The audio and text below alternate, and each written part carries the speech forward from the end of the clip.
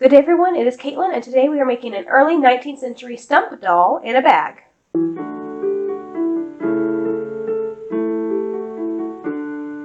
Hello and welcome.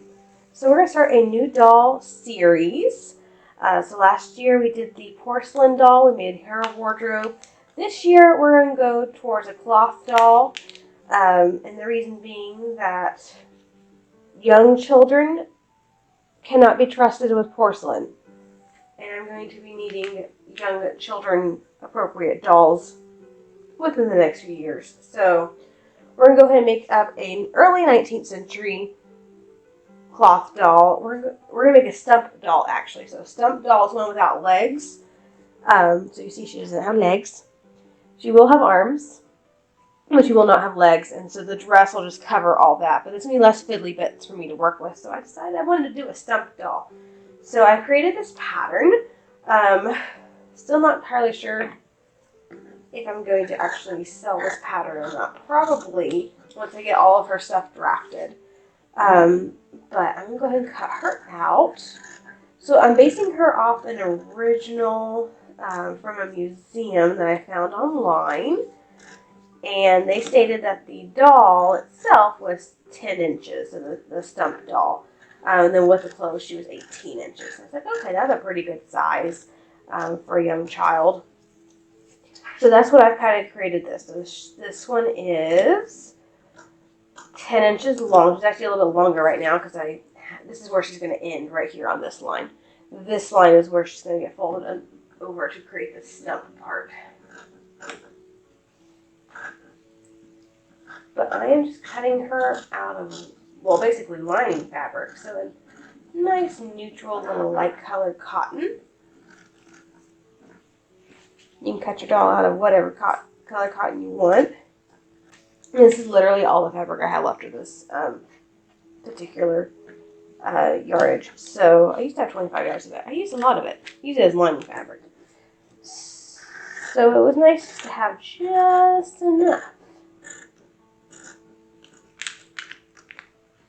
Okay, so I have a doll. So I need a front and a back for her. So I got that. We're going to need 4 arms. We're going to use this part. And this is going to be the prototype. We're also going to make her a little bag to keep all her stuff in. That one, I have an idea in mind for the bag. And I'm pretty sure it's a Workwoman's Guide 1838 pattern. But it also could be an 1850s pattern, and I just don't remember. But I made it up before. I just really don't remember exactly. Now, I think the original doll had rolled fabric arms, which means they just literally rolled fabric and then stitched hands. We're going to make it a little bit fancier by actually having real arms that are somewhat shaped. With the tiniest seam allowance I can, I think I'm going to try to do an 1/8 of an inch seam allowance. Basically, she's all going to get sewn together. So we're going to do both layers sewn together, turn inside out. So it's going to be a bag-lined doll. And then we're going to stuff her. So let's see here. We're going to start at the bottom. Very near him. We're going to just do a back stitch.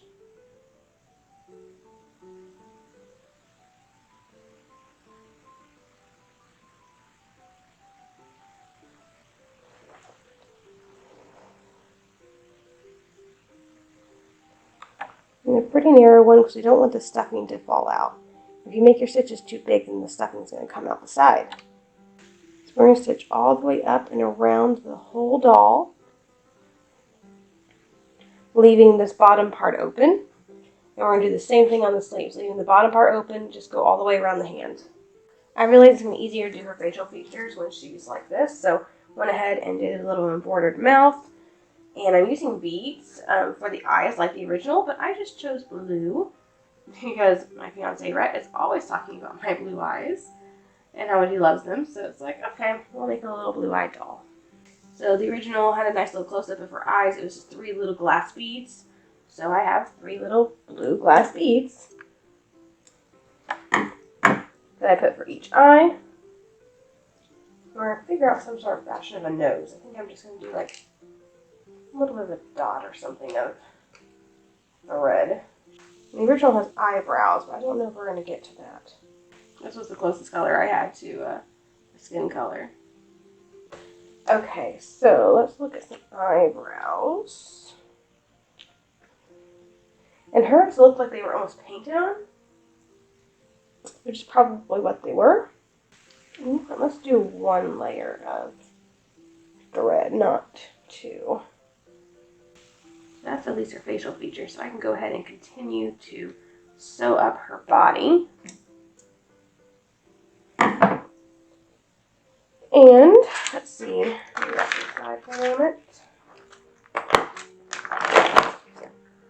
Okay, so to stuff her, what I decided is I have plenty of cotton wool stuffing, but I have lots and lots of scrap fabric, like lots and lots of scrap fabric. So I've just been taking it all apart and making threads out of it. And we're going to stuff her with threads. I find this more relaxing than just cutting it into tiny little bits. I actually prefer doing it this way. But you could just like take this fabric and cut it into like centimeter long pieces. And that would be totally fine too. But I prefer, weirdly, to take the whole fabric apart. Anyway, I'll have to go work on that in a second. We are ready to turn in this hand, so it's all stitched up. Once it gets turned inside out, it gets stuffed. I think it's going to be best to stuff the arms out, do the little, we're going to not really embroider the hands, but using sewing thread to make it look like fingers. Do all that bit. It's going to be easier to get all that done. And then sew the stuffed arms on before we stuff her body. And then we'll stuff the body. I do have some fake hair that I could be using for her hair, and I really considered it because it's thick like horsehair. So I was like, oh, I could use the fake horsehair for that. And I really did consider it. And it was like, it's going to be a lot easier to sew in thread than it will be to figure out how to get the horsehair in there. So I'm not going to bother with that this time around. There we go. She has an arm now. I'm going to finish getting this out, and then I'll finish her body so that we can stuff her out. Alright, so I have a finished doll frame for body. Just going to turn her inside out. A lot easier to turn the body inside out than it is to turn out the arms. Okay, so we have a little body. Again, I think it's going to be easier to do her arms before we stuff her body out. So we're going to go ahead and put this right here. So we're going to turn the ends all in. And fold all that over so we have like a little envelope. Which is basically what we're going to do to the bottom too. Maybe it would be easier to do after stuffed out. Oh, it's the first time I've done this, so I don't actually know. I can get my hands better in there right now.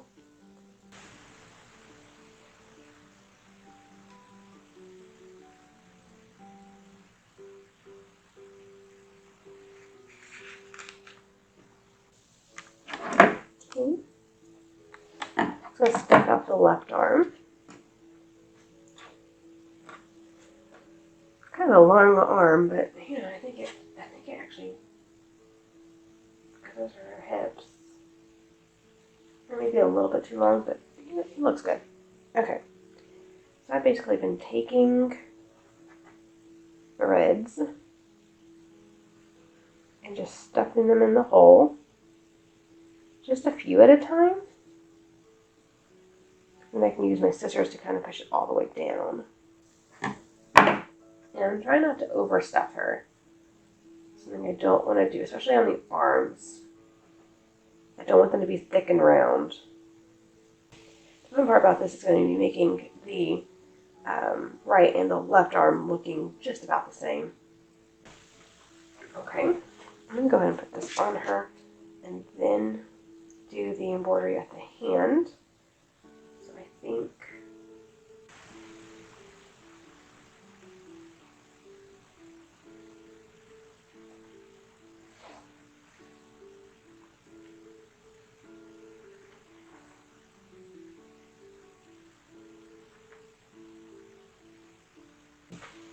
let's go ahead and stuff her body.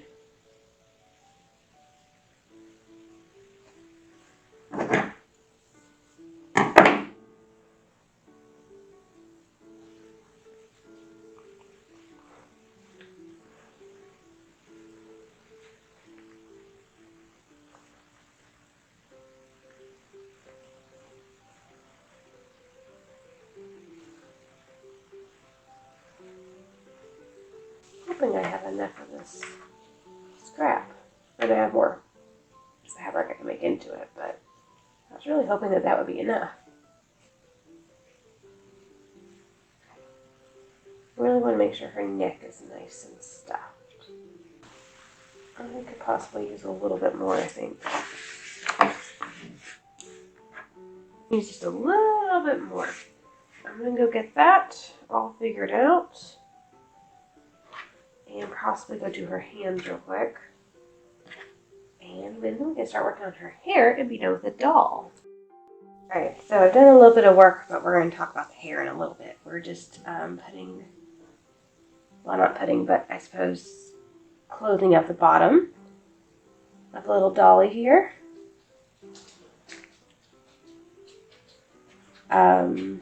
Basically, I did it the envelope style the same way we did the hands.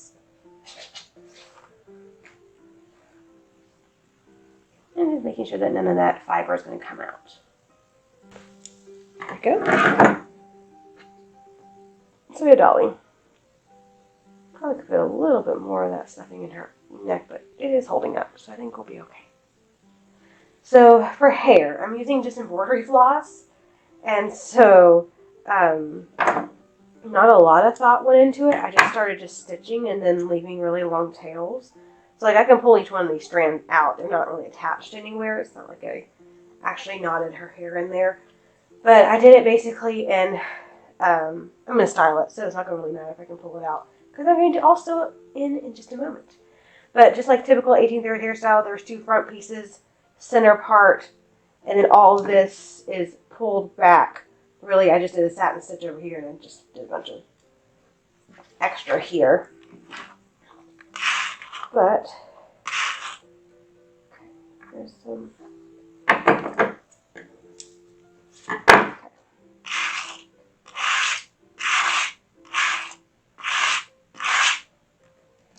So I have an actual original doll that I've been looking at for hairstyling purposes. And I think what we're going to do, fold it back in on itself and let it do its own little twisty thing. Perfect. Okay. Actually, what I should be doing is putting this into 3 sections, not 4. Okay.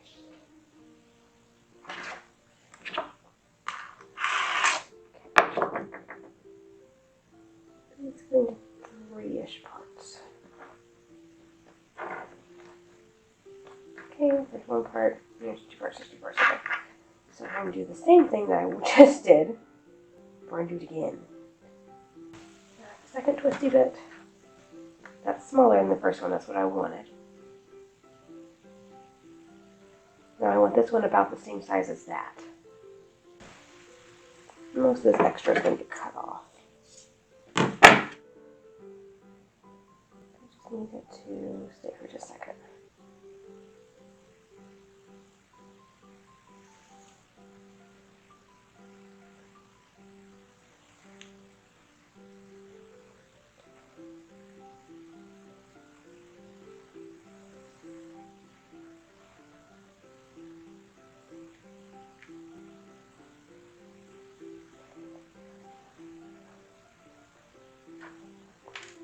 Okay, now we're going to do the front pieces and finish this off.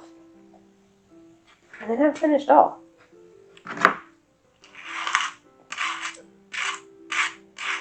Okay. I don't necessarily want it to, it's not going to look just like curls, but I want it to kind of have a curl-ish look to it.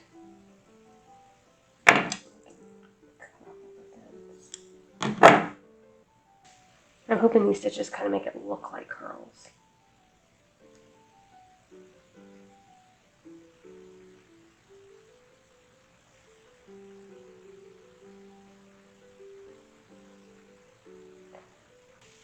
It looks kind of curly or braidy or something. It looks halfway decent.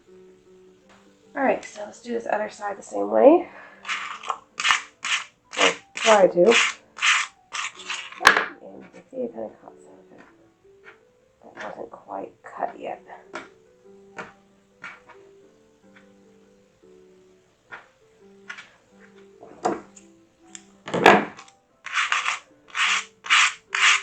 Okay.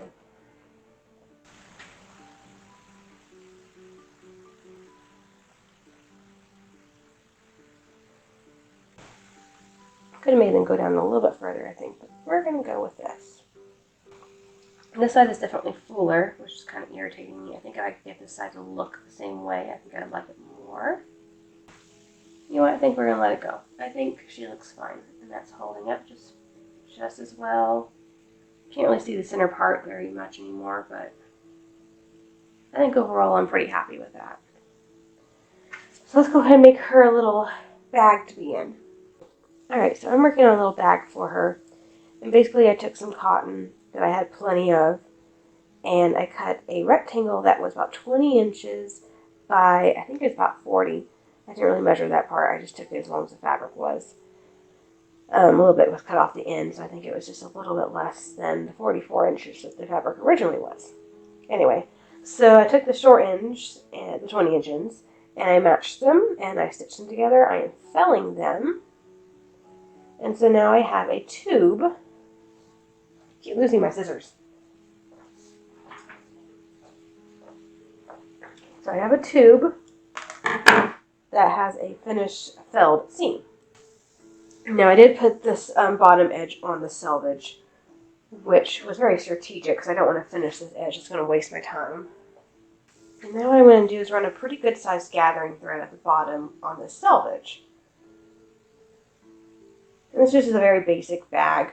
I found this in period publications, albeit a little bit later than the 1830s, but still period-ish. Still an old-fashioned bag.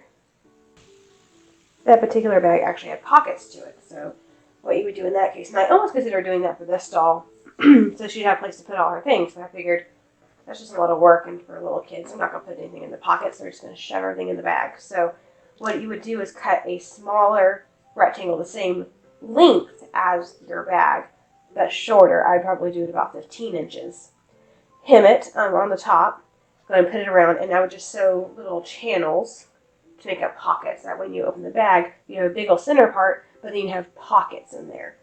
I just opted to be lazy today.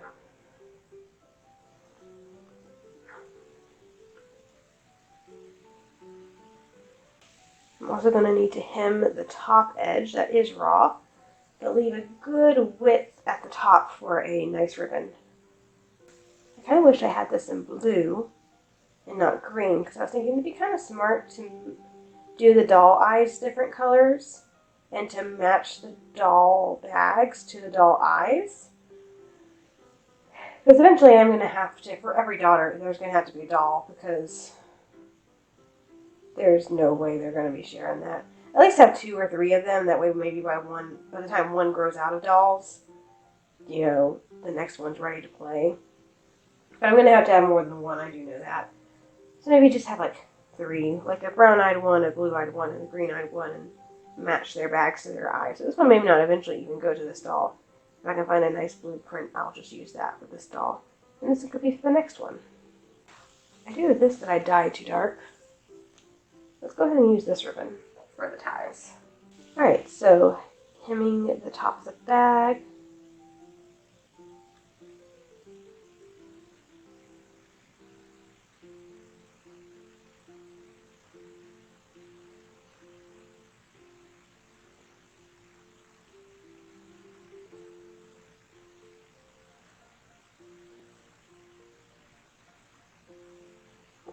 And that's about it. I'm going to leave a little bit of a gap so I can get ribbon through. Alright, so now I have a rectangle that has a gathering thread on one end and a hem on the other. And I'm just going to take this, I'm going to pull this gathering thread. And then it's just a matter of doing stitches, kind of connecting the two sides.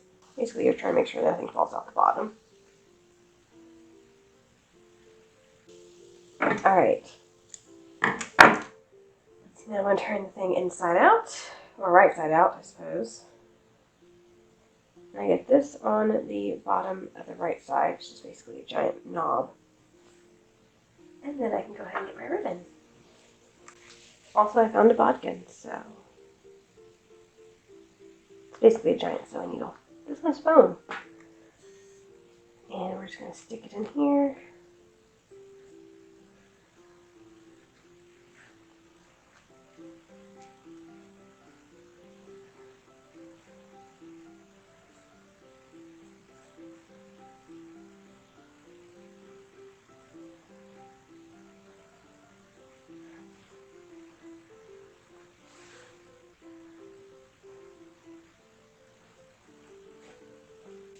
That'll work. Okay. So that basically makes your bag. And to close it, it's just as simple as that. There's a little bit of a hole in there because it's very thick. But there's nothing that's going to be small enough in there that's going to make it fall out. So there's the first installment. So we're only going to work on this doll half a year, I believe. We're going to do 6 months of her, so basically till June, and this is month 1. So we have 5 more months of her, and then we're going to make another cloth doll in the 1850s and 60s one, and do 6 months of her. So we'll just make another little doll. And we might actually do a full doll for that one instead of a stump doll. I just really like the idea of doing a stump doll. Once I found that original, I was like, oh, I like that idea. So we're going to do this one as a stump doll. We might make the other one as a full doll. And yeah, we have a little bag for all the stuff we're going to make her. Make her about 3-ish dresses, some accessories, like she's going to need an apron and a cloak and things like that. So I'm looking forward to it. We're going to work with her for a couple months and then make another one. Anyway, I hope you enjoyed this first installment where we made an early 19th century stump doll. If you enjoyed this video, please like and subscribe to the channel. And as always, have a fantastic week, and I'll see you back here on Monday.